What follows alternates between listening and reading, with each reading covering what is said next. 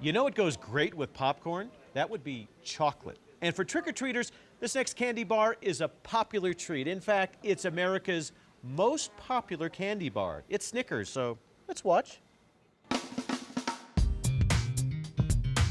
In 1930, Candyman Frank C. Mars created an unforgettable sweet and salty combination, the Snickers bar. Mars at the time already had a Three Musketeers bar, which was based on a milkshake. What better to put on a milkshake than peanuts and caramel and that rich milk chocolate? As for the history behind the name, it was named after the horse that was owned by the Mars family. In the early days, Snickers sold for just a nickel. 7 decades later, the price has gone up, but so have sales. Mars tops $2 billion every year by selling Snickers on 6 continents. One thing that hasn't changed is the recipe.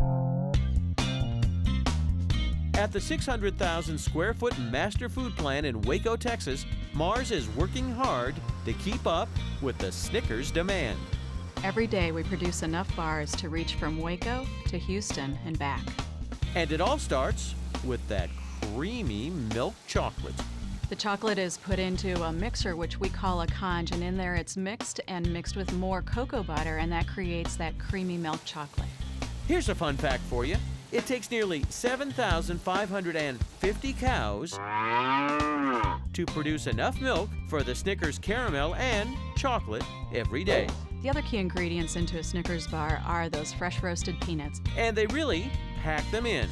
Mars uses over 71 acres of peanuts in just one day of Snickers production. We put approximately 28 peanuts in each and every Snickers bar, and that creamy caramel mixed with those salty peanuts really gives Snickers its unique characteristic. The peanuts and caramel combo drops from the mixer and spreads thin onto a cooling roll.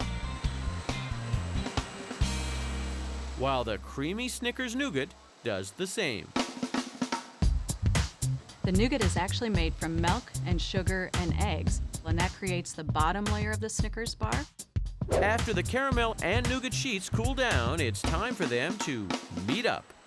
The creamy caramel that's mixed with the fresh roasted peanuts is rolled on top of the nougat, and that creates a slab that goes then into our slitter area. The slitter machine slices the candy sandwich into 38 long strips. The next machine cuts in the opposite direction, creating the individual Snickers bars. That uncoated bar then goes through a bottomer enrober where it puts on a bottom layer of that creamy chocolate, and then into a full enrober which coats the entire bar with chocolate.